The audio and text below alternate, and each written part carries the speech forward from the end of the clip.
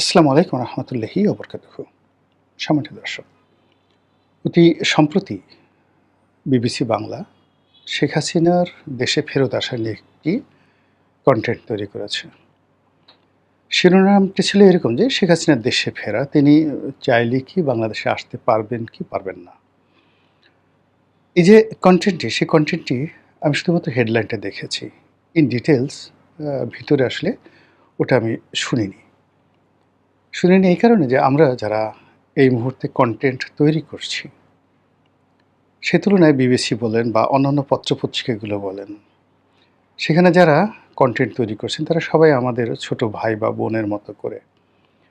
কাজেই এই বর্তমান জামানাতে সেটা বাংলাদেশের সেই 'প্রথম আলো' হোক, 'ডেইলি স্টার' হোক, বিবিসি হোক, ভারতের আনন্দবাজার হোক, মানে যারাই কনটেন্ট তৈরি করেন, কনটেন্টের ধরন দেখেই আমরা অনেকে বুঝতে পারি যে আসলে সেখানে তারা আসলে কী বলতে চাচ্ছে।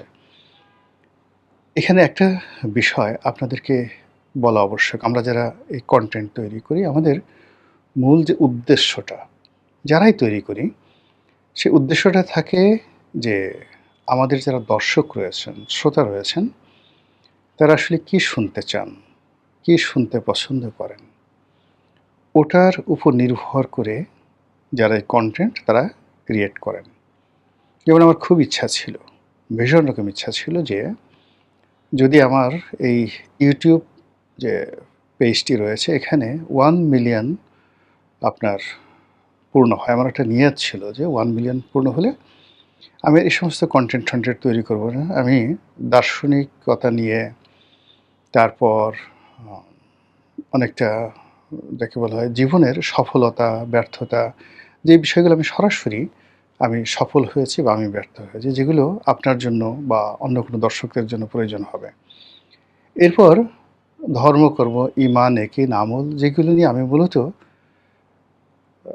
বহু বছর সাধনা করেছি, প্র্যাকটিস করেছি, মানে আমল করেছি এবং আমল করার পরে ইবাদতের যে সৌন্দর্য, সেই সৌন্দর্যটা অনুধাবন করেছি।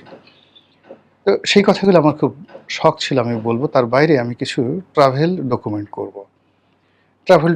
এবং আমার এও ছিল যে এগুলো আমি তখন মনিটাইজ করব না। এমনি জাস্ট এগুলো ছেড়ে দেব যেন মানুষজন দেখতে পারে। আমি কিছু এরকম কনটেন্ট ছাড়লাম এবং দেখলাম যে আসলে খুব সিরিয়াস ধরেন এ ধরনের যারা লোকজন আছে, আমার নরমাল যারা ভিউয়ার আছেন, তার ভিউয়ার 5% ও এখানে অ্যাটেন্ড করছে না। কোনো অবস্থাতেই অ্যাটেন্ড করছেন না। যেখানে নরমাল একটা ভিডিওতে 1,00,000 ভিউ হয়ে যায়, ওরকম একটা কনটেন্টে ৫,০০০, ৬,০০০, ১০,০০০ ভিউ হচ্ছে। তো এরপর থেকে কি হলো যে না, আসলে মূলত যদি এখানে সাস্টেইন করতে হয়, টিকে থাকতে হয়, তাহলে দর্শকদের আবেগ, অনুভূতি, চাহিদাকে পুঁজি করতে হবে।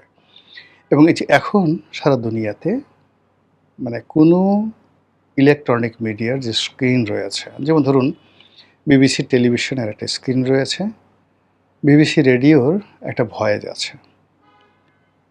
তারপর বাংলাদেশের সব টেলিভিশনগুলোরই একটা স্ক্রিন রয়েছে।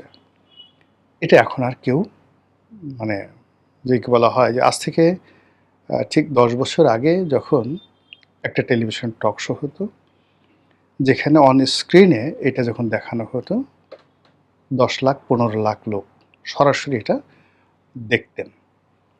তো যেই অনুষ্ঠান ১০ লাখ ১৫ লাখ দেখতেন, সেই অনুষ্ঠান এখন ৫০০ থেকে ১,০০০ লোক অন স্ক্রিনে দেখেন না। তাদেরকে ফেসবুক এবং ইউটিউবের উপর তাদেরকে নির্ভর করতে হচ্ছে।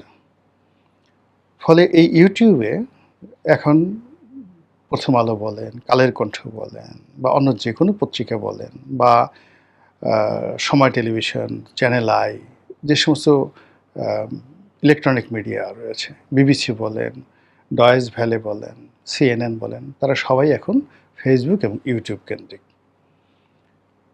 নরেন্দ্র মোদী থেকে শুরু করে ডোনাল্ড ট্রাম্প থেকে শুরু করে শেখ হাসিনা থেকে শুরু করে তারেক রহমান সাহেব, প্রায় সবাইকেই এখন ইউটিউব নিয়ে আর ফেসবুক নিয়ে ব্যস্ত থাকতে হচ্ছে তাদের সরকারি কর্মকাণ্ডকে প্রচার এবং প্রসার করার জন্য। এখন যে পত্রিকাগুলো ধরুন ৫ লাখ ছাপানো হতো, 5 লাখ ছাপ তো বাংলাদেশের প্রেক্ষাপটে, এবং আমি সেই সকল পত্রিকায় লিখেছি। সেই সকল পত্রিকা এখন 5 থেকে 10,000 কপি ছাপায়। যে সকল পত্রিকা 50,000 কপি ছাপাতো আজ থেকে 5 বছর আগে, সেই সকল পত্রিকা এখন মাত্র 1000 খানিক বা 1500 কপি তারা এখন ছাপাচ্ছে। তো সেখানে কিছু নিউজ আসলো বা গেল, কারো বিরুদ্ধে লিখলো বা পক্ষে লিখলো, কিচ্ছু আসা যায় না। কিন্তু আপনি দেখেন, এই যে আমি ইউটিউব করছি, সেই ইউটিউবের কন্টেন্টগুলো যখন আমি ফেসবুকে দিচ্ছি, 28 দিনে আমার শুধুমাত্র প্রোফাইলই এটা শো করছে 10 কোটি বার, বা 10 কোটি মানে মানুষ তো আর 10 কোটি হয় না। মানে হয়তো দেখা গেল যে 50 লাখ মানুষ 10 বার 20 বার করে দেখে 10 কোটি বার শুধুমাত্র আমার প্রোফাইলে এই মানে 100 মিলিয়ন মানুষ ফেসবুকে আমার এই পেজে আমার কন্টেন্টগুলো দেখছেন।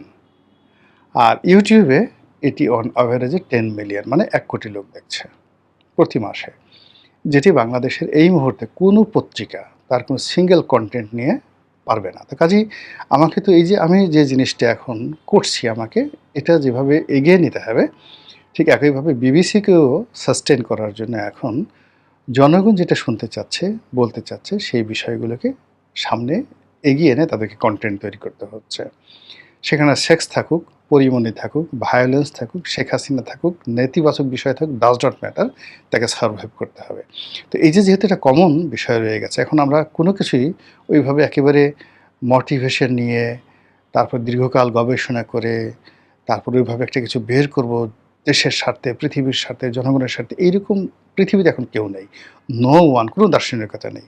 আর এই কারণে ওই যে বিবিসিতে যে শেখ হাসিনাকে যে নিয়ে যে রিপোর্টটা ছাপা হয়েছে, বা ছাপা না মানে ওখানে তারা এটা কন্টেন্ট তৈরি করেছে, আমি এটা দেখিনি, বিকজ সে যেটা বলবে আমি সেটা জানি। এর কারণটা হলো যে এখন মানুষ শেখ হাসিনা সম্পর্কে শুনতে চাচ্ছে। একটি পক্ষ মনে করছে যে শেখ হাসিনাকে যদি আমি গালি না দিই তাহলে আমার কোনো অস্তিত্ব নেই। শেখ হাসিনাকে যদি আমি ঠেকিয়ে দিতে না পারি, তাকে যদি আমি ঢাল হিসেবে ব্যবহার করতে না পারি, তাকে যদি আমি লক্ষ্যবস্তু হিসেবে তুলে ধরতে না পারি, তাহলে আমার 2 পয়সার অস্তিত্ব নেই। কাজেই শেখ হাসিনাকে গালাগাল দিতে হবে, এরকম একটা শ্রেণীর লোক রয়েছে। আরেক শ্রেণীর লোক রয়েছে যে আমার সারভাইভালের জন্য, অস্তিত্বের জন্য আমাকে শেখ হাসিনার নৌকায় উঠতে হবে। সে আমাকে যত গালাগালি দেবে, যত কিছু করবে। আওয়ামী লীগের যারা লোকজন রয়েছেন তারা 17 বছর ভীষণ রকম বিরক্ত ছিলেন তার ব্যাপারে। কিন্তু শেখ হাসিনা চলে যাওয়ার পরে দেখলো যে ও মাই গড, অ্যাটলিস্ট তো ঢাকা শহরে চলাফেরা করতে পারতাম, এখন তো পালিয়ে বেড়াতে হয়েছে, এবং এইভাবে বোধ হয় শ্মশানেই মৃত্যু হবে অথবা কবরস্থানে মৃত্যু হবে। কাজেই জীবনের শেষ মুহূর্তে যদি শেখ হাসিনাকে ফিরে আনানো যায়, বা তিনি ফিরে আসেন, আবার যদি একটু দাঁড়াতে পারে, এই আশা থেকে 6 কোটি মানুষ প্রতিটা মুহূর্তে ইয়া হাসিনা ওয়া হাসিনা বলে জিকির ফিকির শুরু করেছে।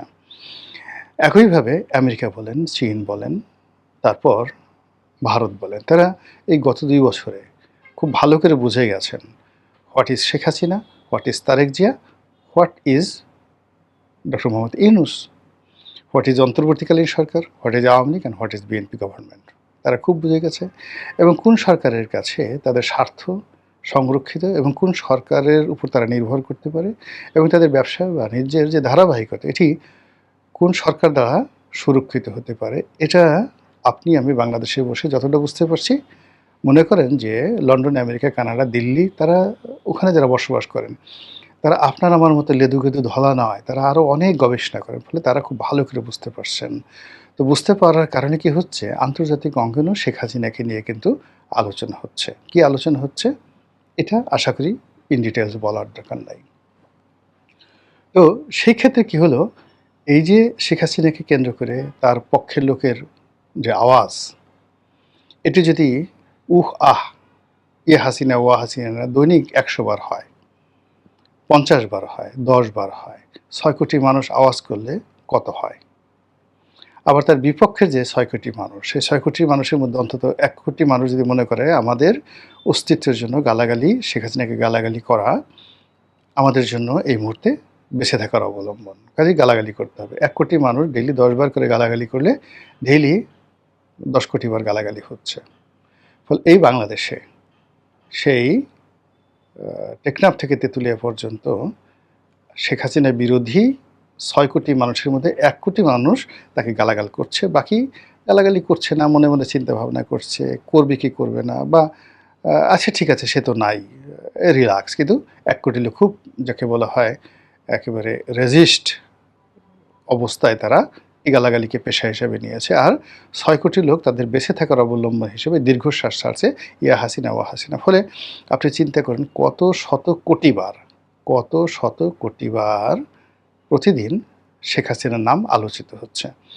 এই আলোচনার মধ্যেই যখন আমরা কনটেন্ট তৈরি করি, বিবিসি কনটেন্ট তৈরি করে, তখনই ওই যে প্রতিপক্ষ ১ কোটি লোক তারা দেখে যে রনি সাহেব কী বলল?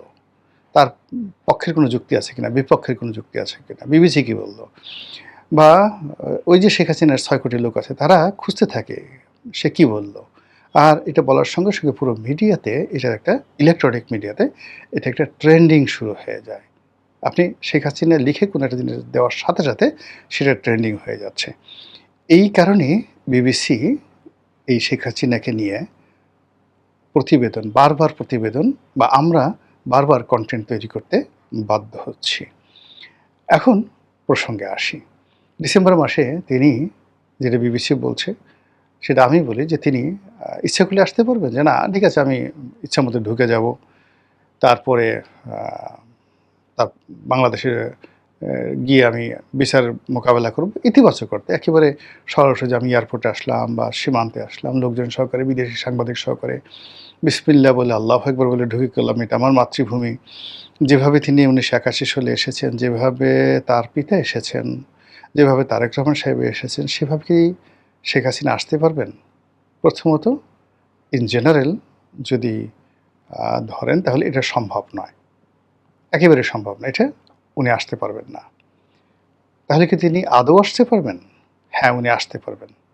উনি আসতে পারবেন আমরা যেভাবে কল্পনা করছি, ইভেন উনি যেভাবে কল্পনা করছেন সেভাবে নয়।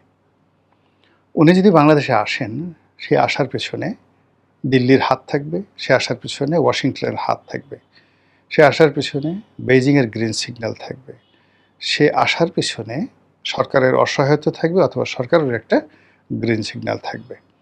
এই সমন্বয়গুলো না হলে তার ডিসেম্বর মাসে আসা বা ইভেন অনেকে বলে সেপ্টেম্বর মাসে তিনি আসতে পারেন, কোনো আশাটাই হয়তো সম্ভব হবে না। আবার তিনি যদি আসেন তাহলে সেই আশাটা মানে এদেশের রাজনীতিতে রীতিমতো একটা সুনামি বয়ে নিয়ে আসবে।